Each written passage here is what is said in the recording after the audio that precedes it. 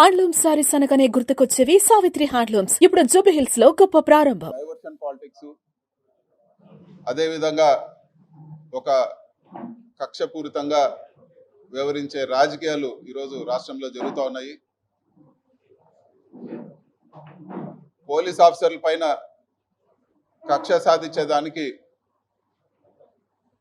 కేసులు పెట్టాలనే ప్రయత్నంలో భాగంగా ఒక పలువురిని మోసం చేసిన ఒక నటిని తీసుకొచ్చి అదేదో రాష్ట్రం అంతా కూడా ఆ కేసు పైన ఆధారపడినట్లు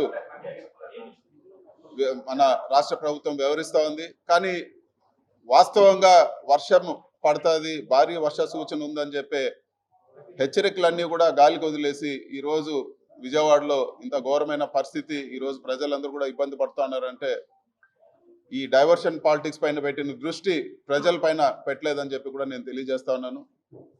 అన్ని ఫైల్స్ ఆన్లైన్లో ఉన్నా కూడా మదన్పల్లిలో ఏదో కాలిపోయింది, ఏదో అయిందని చెప్పి సంబంధం లేని విషయానికి హెలికాప్టర్ పంపించి దాన్ని ఏదో ఒక సెన్సేషనలైజ్ చేసి అదేదో ఒక సమస్యలాగా సృష్టించారు. అదే హెలికాప్టర్ ఈరోజు వరద సహాయ చర్యలకు ఎందుకు పంపించలేదని చెప్పి కూడా నేను ఈరోజు ప్రభుత్వాన్ని నిలదీస్తా ఉన్నాను.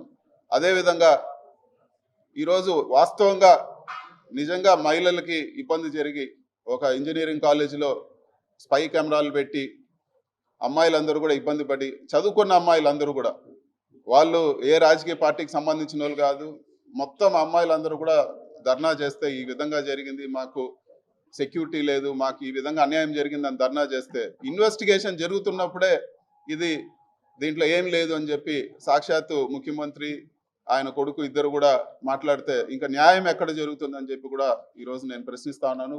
ప్రజల్ని ఎవరన్నా ప్రశ్నిస్తే వాళ్ళని భయభ్రాంతులు గురి చేయడం, ఉదాహరణకు పుంగనూరు